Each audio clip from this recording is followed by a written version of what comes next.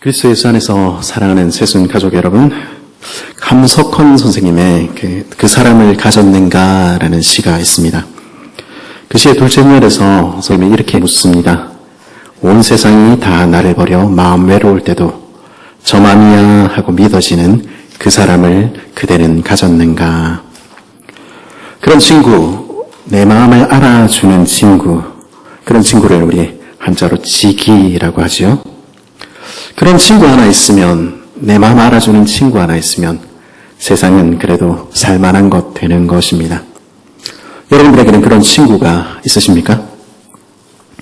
언제라도 힘들고 지칠 때면 내게 전화를 하라고 내 손 꼭 잡으며 이야기해 줄 수 있는 그런 친구. 언제라도 내 마음 이야기해도 내 마음 들어줄 수 있는 그런 친구. 그런 친구가 여러분에게는 있으십니까? 우리 예수 믿는 사람들은요, 그런 친구 한 분 우리에게 계시다 고백하는 사람들입니다. 내게 둘도 없는 친구, 나를 알아주시고 내 마음 알아주시는 친구, 나를 위하여 목숨 버리시는 친구, 그 친구 우리에게 있다는 것이죠. 요한복음 15장 13절은 이렇게 말합니다. 사람이 친구를 위하여 자기 목숨을 버리면 이보다 더 큰 사랑이 없나니. 우리는 그렇게 우리를 사랑하시는 친구 하나 가지고 있는 것입니다. 그런 주님이 계시기에, 그런 친구 하나 우리에게 있기에 세상 살만한 것입니다. 힘겨운 하루를 견딜 수 있게도 되는 것이죠. 예수님이 정말로 여러분의 친구이십니까? 사실 오늘 하려는 이야기는 그것과는 조금은 다른 이야기입니다. 하나님께서 내 친구라고 부르시는 사람, 하나님께서 내 마음 알아주는 내 친구라고 부르신 한 사람 이야기 오늘 살피고자 하는 것입니다. 오늘 말씀은 아브라함이 손님 대접하는 이야기로 시작합니다. 날이 뜨거울 때에 그가 장막문에 앉아있다가 눈을 들어본 즉 사람 셋이 맞은편에 서 있는지라. 중동의 한낮의 더위는 정말로 무시무시할 것입니다. 그런 날 아브라함은 장막문 앞 그늘에서 앉아서 쉬고 있었을지 모르겠습니다. 그러다 문득 눈을 들었는데 그 더운 아지랭이 사이로 한낮에 맞은편에 세 사람이 서게 된 것 본 것입니다. 뜨거운 태양 끝에 지친 나그네들, 큰 길을 벗어나서 아브라함의 장막까지 와서 그 앞에 서 있는 모습 보게 된 것이죠. 당신의 장막 그늘 아래서 조금 쉬었다 갈 수 없겠습니까? 그런 표시 아니었을까 싶습니다. 그 모습을 본 아브라함은 그들을 보자마자 장막문에서 달려나가 영접하며 몸을 굽혀 말합니다. 우리 3절에서 5절인데요. 같이 한번 읽어볼까요? 시작. 이르되 내 주여 내가 주께 은혜를 입었사오면 원하건대 종을 떠나 지나가지 마시옵고 물을 조금 가져오게 하사 당신들의 발을 씻으시고 나무 아래에 씻으소서. 내가 떡을 조금 가져오리니 당신들의 마음을 상쾌하게 하신 후에 지나가소서. 당신들이 종에게 오셨음이니이다. 단지 유목민들의 손님 접대 문화였을까요? 아니면 넉넉한 인심 때문에 그랬을까요? 그런 부분도 없지 않지만은 우리 바로 다음 장 19장에 보면 소돔 사람들이 나그네를 어떻게 대했는지, 그리고 사사기에 기브아 사람들이 어떻게 나그네들 학대했는지 우리 보게 됩니다. 나그네와 행인들, 고대 사회에서는 가장 의심스러운 사람들이었고요. 가장 보호받지 못하는 사람들이 가장 함부로 대하는 사람들이었을지 모르겠습니다. 그런데 6절에서 8절에서 아브라함은 그들을 가장 귀한 손님으로 대접하고 있는 것입니다. 고운 가루, 기름지고 좋은 송아지, 치즈와 우유, 그는 지금 급히 준비할 수 있는 모든 것들을 준비해서 나무 아래에 자리를 마련하고 그 앞에 서서 섬기는 것입니다. 웨이터로 그 앞에서 그들을 섬기는 것이죠. 아브라함은 극진히 자신의 최선을 다해서 그 손님들을 대접하는 것입니다. 내 주여 이렇게 이야기를 하니까 우리는 여기서 아브라함이 하나님인 줄 알고 그렇게 섬기지 않았을까 이렇게 생각할 수도 있는데요. 그렇지 않을 것입니다. 여기서 주여 하는 말은 그 동네에서는 그냥 뭐 이런 정도의 의미입니다. 히브리서 13장 1, 2절은 이 부분을 아마 염두에 두고 이렇게 말하는 것 같습니다. 형제 사랑하기를 계속하고 손님 대접하기를 잊지 말라. 이로써 부지 중에 천사들을 대접하니도 있느니라. 부지 중에 이렇게 이야기하고 있지 않습니까? 아브라함은 이 사람들이 누군지 모르는 것입니다. 그럼에도 그는 그 나그네들을, 자기에게 갚을 것 없는 이들을 최선을 다해 섬기고 있는 것이죠. 왜 그랬을까요? 어쩌면 아브라함은 자신이 나그네와 행인이었다는 사실을 기억했을지 모르겠습니다. 자기가 박대당하고 있을 그때 그 기억 떠올라서 비루한 그들을 보면서 마음이 짠해졌을지 모르겠습니다. 아이고 얼마나 힘들겠노. 어려운 처지 당해본 사람들이 또 어려운 처지에 있는 사람들, 더 어려운 이들을 돕는 것입니다. 그게 전부였을까요? 오늘 말씀을 보면서 더 중요한 부분이 있지 않나 이런 생각해 보았습니다. 그 다음 장도 그렇고요. 그것은 성경은 이 손님 접대를 그리고 이웃 사랑을 하나님을 닮은 모습이라고, 하나님을 닮은 성품이라고 묘사하고 있다는 것입니다. 엊그제 고사님들 집사님들과 함께 이야기를 나누다가 우리 어머님들, 우리 아버님 세대들 이야기를 나누었습니다. 넉넉지 않은 형편에도 나그네들을 위하여 이불 밑에다가 밥 한 공기 남겨두었다 이런 이야기들. 그래서 손님들이 찾아오면 아니면 집에 배고파서 찾아온 거지들 있으면 한상 가득 차려서 접대했던 이야기들 함께 나누었습니다. 저는 그런 세대는 아니어서 저희 부모님을, 어머니를 기억할 때 제가 주말마다 배고픈 친구들 데려가면은 저희 식탁에 알아서 먹고 치우고 갈 것, 이런 메모 하나 남아 있었습니다. 냉장고 가득 채워놓으시고 그랬었던 것 기억할 수 있는데요. 그 사람들 대접한다고 무슨 유익이 있겠습니까? 나그네들, 다시 볼 일이 없는 사람들 아닙니까? 아무런 유익도 되지 않는 사람들, 왜 섬깁니까? 네 영혼이 지금 완전히 지쳐있는 것 보니까 네 영혼 다시 좀 살려서 살아나도록 내가 도와야 되겠다. 내 집에 왔으니까 너 그냥은 못 보내겠다. 그게 오늘 말씀에서 당신들의 마음을 상쾌하게 하고 싶다 하는 말의 의미입니다. 사도행전에 우리 자주장사 루디아 기억하지요? 그 바울과 그의 일행들을 가리켜서 내 집에 왔으니 나를 예수님 믿는 사람으로 알거든, 하나님 아는 사람으로 알거든 그냥은 못 보낸다. 내 집에 머물러라. 이렇게 이야기하는 것입니다. 아브라함 그 나그네들의 지치고 딱한 모습을 보니까 이 사람들 그냥 보내서는 쓰러지겠다 생각했을지 모르겠습니다. 내가 할 수 있는 최선을 다해서 이들을 섬겨야 되겠다. 그런 마음 든 것입니다. 그래서 가장 귀한 손님 접대하듯이 그렇게 섬긴 것입니다. 그리고 성경은 바로 이것을 가리켜서 하나님을 닮은 모습, 하나님의 성품이라 말하는 것입니다. 내게 베풀 것 없는 이들에게, 내게 갚을 길 없는 이들에게 베푸는 것은, 그들을 보고 내 마음을 그들과 같이 하는 것은, 그들의 친구가 되어주는 것은 우리 하나님 닮은 모습입니다. 우리 하나님이 그렇게 하시기 때문입니다. 그래서 우리 주님께서는 그렇게 나그네와 행인을 대접한 이들, 그 아브라함을, 그 이웃을 사랑하는 아브라함을 향해서 이렇게 말씀하신 것입니다. 그거 사실 나였어. 네가 섬긴 것 나였어. 너는 그 나그네와 행인을 대접함으로써, 이웃을 사랑함으로써 나를 사랑한 거야. 그렇게 말씀하신 것입니다. 그리고 그를 불러 축복하신 것이죠. 우리 안에 이런 모습들이 있었으면 좋겠습니다.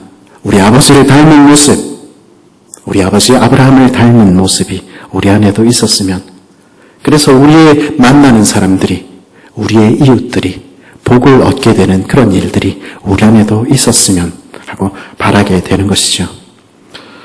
그러면 아브라함은 어쩌다가 이런 모습 되었습니까? 그는 처음부터 특별한 사람, 넉넉한 사람이어서, 그렇게 좋은 사람이어서 이렇게 된 것입니까? 우리 이전에 계속해서 살펴오지 않았습니까? 그렇지는 않았을지 모르겠습니다. 그도 우리와 똑같은 사람, 그런 이기적인 사람이었을지 모르겠습니다.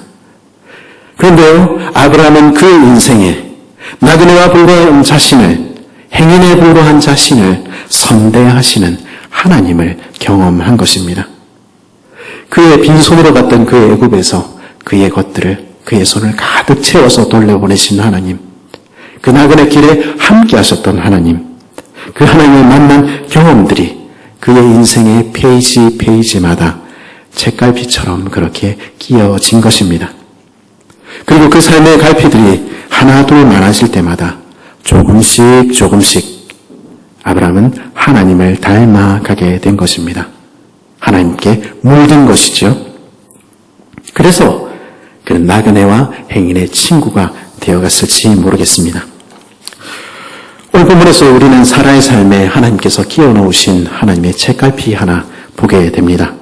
우리 9절에서 15절 보면 나그네와 행인을 대접한 아브라함과 사라에게 하나님께서 축복하시는 장면 보게 됩니다.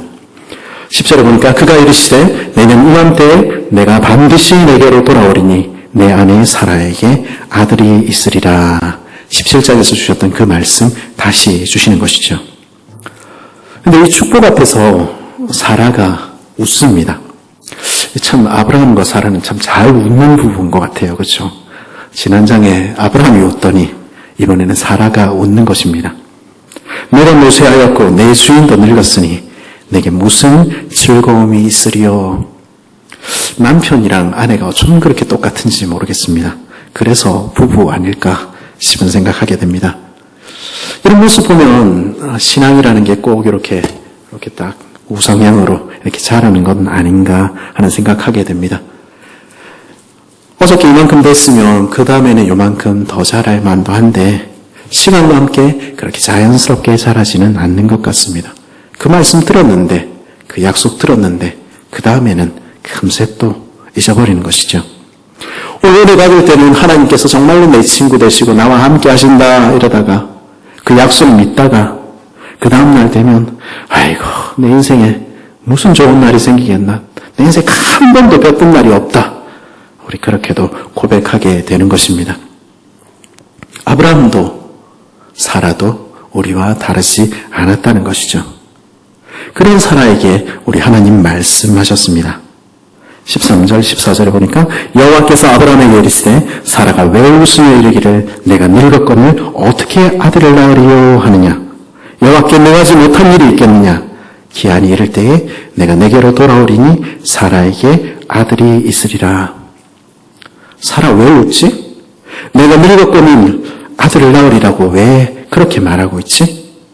네가 아는 하나님은 어떤 하나님이니? 하나님께 능치 못한 일이 있니? 너는 네 문제에, 네 상황에 눌려서 하나님은 내 삶에는 역사하실 수 없다고, 내 삶을 만질 수 없다고 왜 그렇게 이야기하고 있니? 네가 아는 하나님은, 네가 믿는 하나님은 전능한 하나님 아니니? 우리 주님 말씀하신 것입니다. 그 얘기를 딱 듣고 이 사라가 겁이 덜컥 났습니다. 우리 겁나면 어떻게 합니까? 발뺌하는 것입니다. 그래서 뭐라고 얘기합니까? 15절에 보니까 사라가 두려워서 부인하여 이르되 내가 웃지 아니하였나이다. 근데 거기다가 꼭 하나님이 집어서 또 이야기를 하십니다. 아니라 네가 웃었느니라. 네가 웃었느니라. 아니 그냥 좀 지나갔으면 어떻습니까? 우리 사람 민망하게, 그렇죠? 그러니까 하나님 꼭 그 사실을 지적하시는 이유가 뭘까 하는 생각을 해보게 되었습니다. 하나님은 우리한테, 사라한테 싸워서 이기고 싶으신 것입니까? 아니요, 그렇지 않습니다. 우리 하나님은 우리 좋으신 아버지이십니다. 그리고 우리 하나님은 우리 좋은 선생님이십니다. 이 일을 통해서 하나님께서는 기억하도록 하시는 것입니다. 밑줄 쫙 하고 그렇게 줄 그으시고 표시하는 것이죠. 그날 이 사건을 기억할 때, 네가 웃었느니라, 이 사건 기억할 때 기쁨이 넘치도록, 그날 사라가 아이를 안고 웃을 때 이 날이 증거가 되도록 하나님 말씀하여 주시는 것입니다. 네가 웃었지. 그러나 그 웃음이 하나님께서 하실 수 있을까? 그 웃음이 변하여 진정한 기쁨, 이삭이 될 거야. 네 실소가 바뀌어서, 네 탄식이 바뀌어서 즐거움이 될 거야. 하나님 그 책갈피를 내 인생의 페이지에 끼우시는 것입니다. 이렇게 하나님과의 추억들이, 기억들이, 경험들이 내 삶에 하나하나 끼워질 때, 그 하나님과의 경험들이, 추억들이 쌓이고 또 쌓일 때 우리는 하나님이 누구신지 알아가게 되는 것입니다. 그리고 하나님을 닮은 하나님의 사람들 되게 되는 것입니다.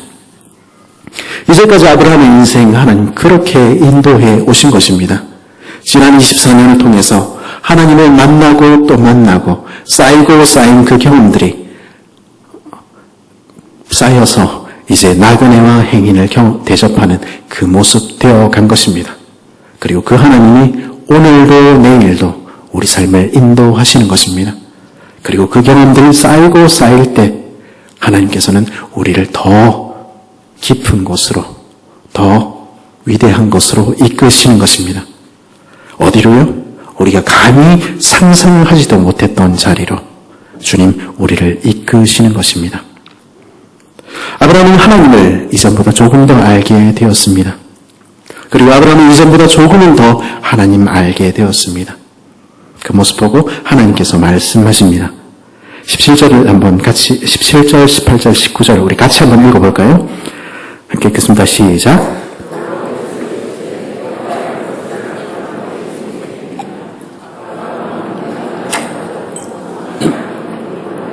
복을 받게 될 것이 아니냐.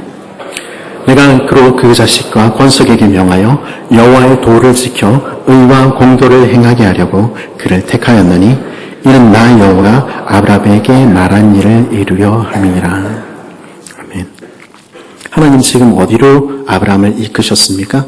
이제까지 인도하신 결과가 무엇입니까? 하나님 말씀하시는 것입니다. 내가 하려는 것을 아브라함에게 숨기겠느냐? 무슨 말씀입니까? 하나님 그 마음 열어 보이시는 것입니다. 하나님 친구에게 내 마음 열어 보이듯이 하나님께서도 그 마음을 열어 보이시는 것입니다. 하나님의 마음 누가 이해해 줍니까? 아무도 이해해 주지 못하는 그 마음, 홀로 인생들을 구원하시려는 그 품은 계획 다 이야기하시겠다는 것입니다.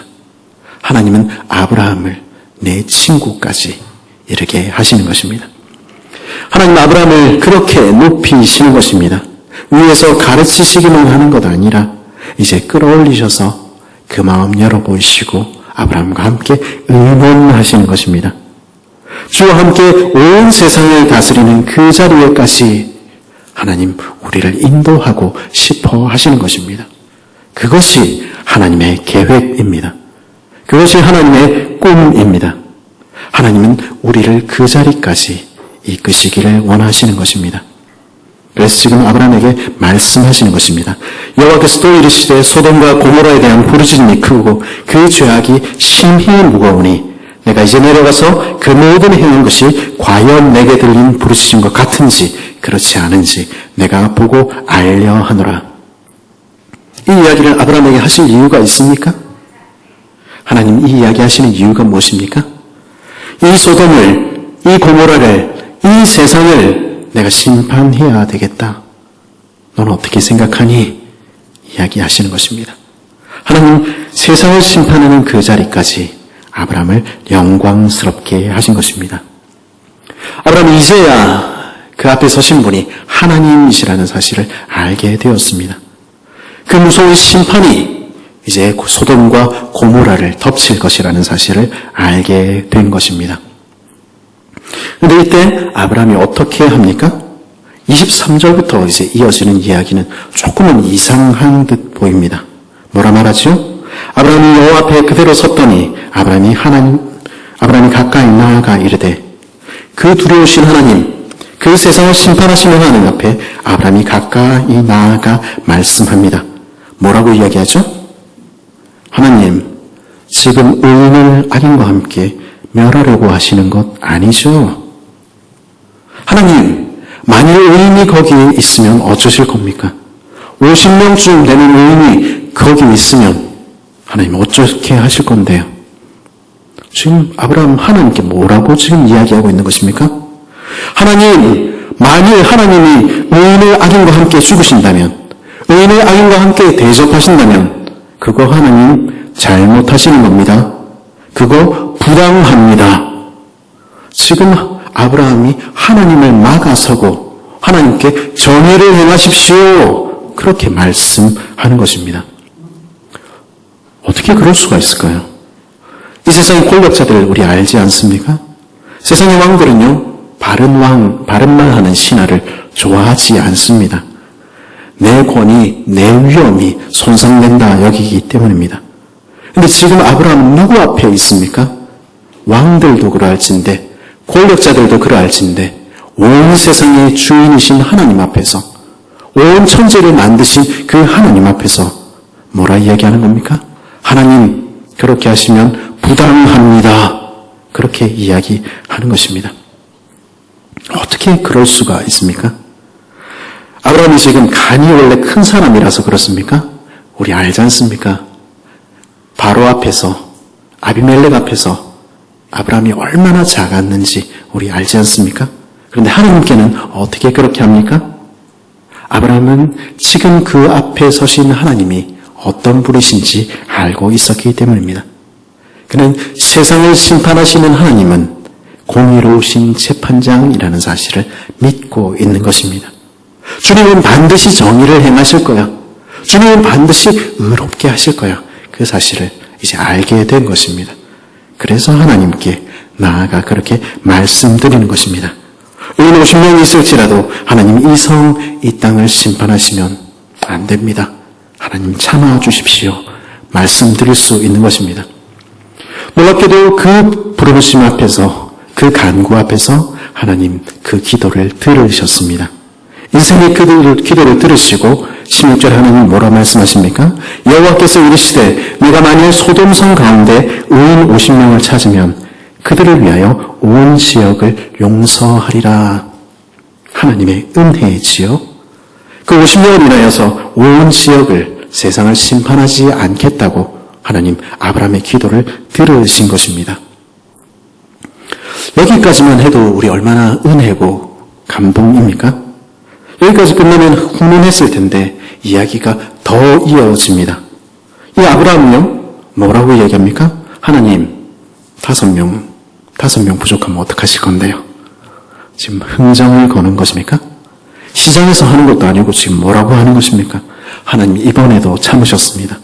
내가 거기서 45명 찾으면 멸하지 아니하리라. 아브라함 또 얘기합니다. 하나님 40명이면 이것 봐라 이런 말 들지 않았을까요? 저는 그랬을 것 같아요. 저희 아들이 자꾸 그러거든요. 제가 뭐 하나 해주면 조금 더 쓰시죠. 뭐 이렇게. 제가 얼마나 열받는데. 근데 지금 아브라함 그렇게 하고 있는 것 아닙니까? 하나님 또 참으셨습니다. 저보다 좀 나으신 아버지신 것 같아요. 40명으로 말미암아 멸하지 아니하리라. 아브라함 또 합니다. 30명이면요? 20명이면요? 10명이면요? 아브라함 지금 뭐 하자는 것입니까? 이게 가능이나 한 이야기입니까? 온 세상을 다스리시는 하나님의 그 어미하신 심판들을 지금 뭐라고 생각하고 있는 것입니까? 하나님의 심판이 부당한 것입니까? 그렇지 않습니다. 하나님 지금 소돔과 오모라에 가서 그 소문과 같은지 지금 살펴보시겠다고 약속하지 않으셨습니까? 공정한 수사를 약속하지 않으셨습니까? 그런데 지금 이렇게 나오는 것은 공정한 심판하시면 안 된다는 이야기밖에 더 되겠습니까? 아브라함 왜 그렇게 합니까? 아브라함은 알고 있는 것입니다. 이야기를 하면서도 거기 의인 50명이 아무리 생각해도 없을 것 같은 것입니다. 40명도 30명도 20명도 없을 수 있다는 것을 그는 알고 있는 것입니다. 공의로 하나님께서 세상을 심판하실 때에 그 앞에 살아남을 수 없을지 모르겠다는 생각을 하게 된 것입니다. 그래서 그 공의로운 하나님의 심판을 막아서는 것입니다. 아브라함 두렵지 않았을까요? 아브라함 두려웠습니다. 오늘 본문에 보니까 아브라함이 얼마나 벌벌벌 떨면서 이야기하는지 우리 볼 수 있습니다. 27절에 보니까 나는 티끌이나 재가 싸우나 감히 주께 아뢰나이다. 30절에 보니까 내 주여 노하지 마시옵고 말씀하게 하옵소서. 31절은요. 내가 감히 내 주께 아뢰나이다. 주님 노하지 마옵소서. 32절에 내가 이번만 아뢰리이다. 계속해서 그 두려움에 떨면서 하나님께서 내게 그 심판을 쏟으실 수 있다는 것을 알면서 그것이 정당하다고 인식하면서도 계속해서 하나님을 막아서고 있는 것입니다. 아브라함은 목숨을 걸고 있는 것이죠. 아브라함 자신을 향하여 그 하나님의 진노의 잔이 쏟아질 수 있다는 것을 인식하면서 그렇게 막아서는 것입니다. 왜 그렇게 합니까? 거기 내 사랑하는 사람이 있기 때문입니다. 내 조카 롯이 거기 있으니까 내 목숨 걸고라도 막아서는 것입니다. 단지 그것뿐이겠습니까? 단지 조카 롯 때문에 목숨을 거는 것이었을까요? 아브라함이 이렇게까지 어쩌면 목숨을 걸 수 있었던 또 다른 이유가 있을지 모르겠습니다. 아브라함은요, 하나님의 마음을 알았지 않았을까 그런 생각하게 되는 것입니다. 지금 심판하시려는 하나님, 그러나 긍휼히 여기시고 애통해 하시는 하나님의 마음을, 그 본심을 아브라함이 읽었던 것 아닌가 하는 생각하게 됩니다. 우리는 예레미야 애가의 말씀을 기억하지요. 하나님께서 인생을 괴롭게 하시니 본심이 아니시로다. 그 심판의 한가운데서 예레미야는 그렇게 노래했던 것입니다. 아브라함은 하나님의 마음을 알았습니다. 그래서 하나님께 나아간 것입니다. 그리고 내 사랑하는 롯만 아니라 거기 인생들 모두를 하나님께서 사랑하신다는 것을 알지 않았을까 하는 것입니다. 하나님께서 니느웨를, 그 악한 성은 니느웨를 아끼셨듯이 하나님께서는 소돔과 고모라, 그 악한 성읍에 있는 그들도 아끼시지 않았을까 우리는 생각해 보게 되는 것입니다. 그들도 하나님 사랑하시는 사람들이었다는 것입니다.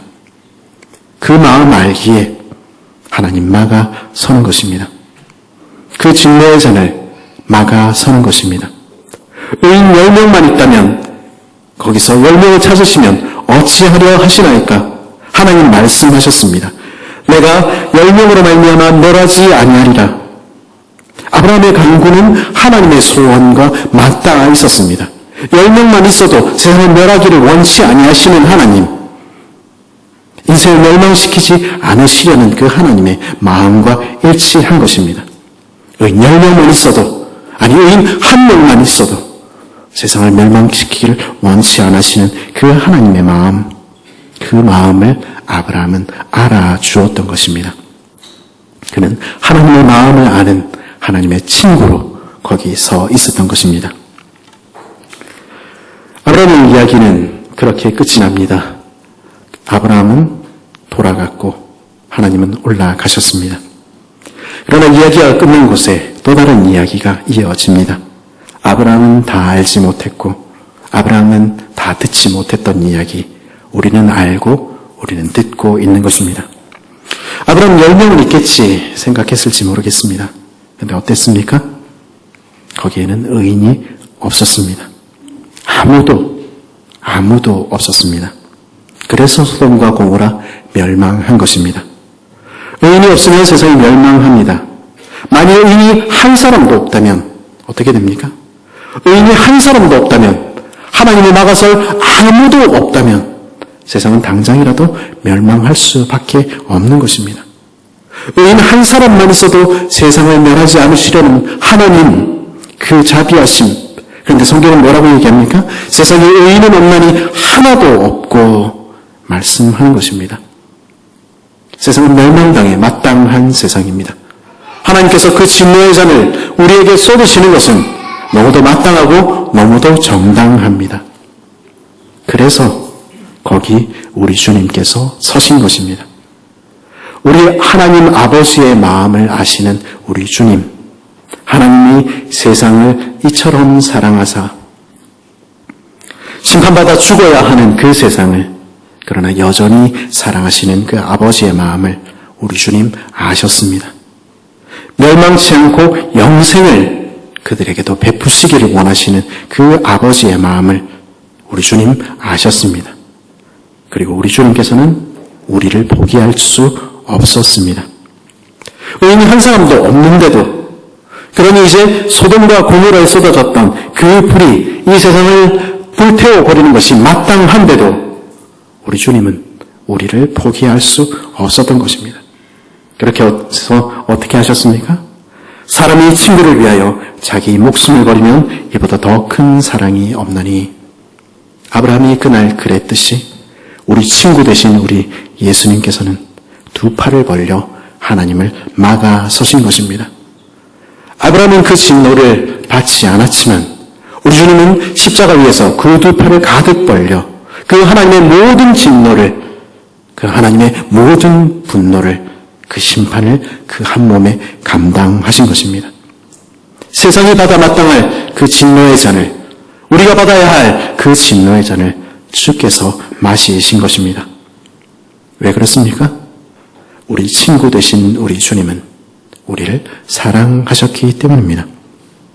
자신의 생명을 주어서라도 우리에게 생명 주시기를 원하셨기 때문입니다. 이보다 더한 사랑은 없는 것입니다. 우리 주님은 그 주님을, 그 하나님을 우리에게 알려주시는 것입니다.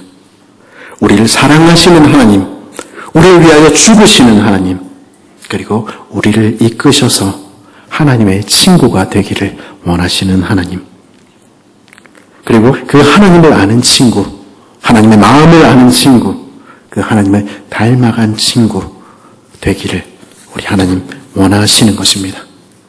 그래서 부족한 우리들을 구원하시고 죄인인 우리들을 오늘도 참아주시고 반역하는 우리들을 오늘도 이끌어 가시는 것입니다. 그리스도 예수 안에서 사랑하는 새순 가족 여러분, 하나님께서는 우리가 하나님의 친구 되기를 간절히 원하십니다. 부족하고 연약한 우리들, 못난 우리들에게 하나님이 어떤 분이신지 알려주시고 다듬으셔서 하나님을 알게 되기를, 하나님 닮게 되기를 하나님은 오늘도 간절히 바라시는 것입니다. 그래서 부족한 우리들을, 죄인인 우리들을 오늘도 만나주시는 것입니다. 그리고 오늘도 연약한 우리들에게 자기 목숨을 버리신 하나님, 그 진노를 그 몸에 받으신 하나님을 알려주시며 내가 네 친구야 말씀해 주시는 것입니다. 이 주님이 바로 우리의 친구 되십니다. 그 주님을 알기까지, 그 주님을 닮기까지 하나님 오늘도 우리를 빚어 가시는 것입니다. 말씀에 귀를 기울여 보십시오. 그 하나님의 전능하신 손 안에 우리 자신을 맡겨 보십시오. 그리고 주님을 닮은 그 한 걸음을 걸어가며 연약한 인생을 바꾸어 완전하게 이루실 하나님, 그 주님을 기대하며 우리 삶의 책장에 주님과 경험한 그 경험들을, 그 주님과 함께한 그 고백들을 책갈피처럼 끼워 보십시오. 그렇게 우리는 자라가는 것입니다. 그렇게 우리는 주님을 향하여 완전하게 되어가는 것입니다. 그날에 우리는 주님을 얼굴과 얼굴을 대하여 보게 될 것입니다. 그날에 우리는 우리를 친구라 부르시는 주님처럼 우리도 주님을 친구라 부르며 주님의 마음을 온전히 알게 될 것입니다. 그날에 우리는 우리 주님을 닮은 모습으로 그렇게 서게 될 것입니다. 그 전능하신 주님, 그분을 손에 우리 자신을 맡기는 우리 되기를 바랍니다. 그 날을 소망하며 오늘 하루 주님 앞에 나아가 주께서 우리에게 주님을 알려주옵소서, 주님 우리를 인도해 주옵소서, 그렇게 간구하며 주님께 나아가는 그런 복된 저와 여러분 되기를 간절히 바랍니다.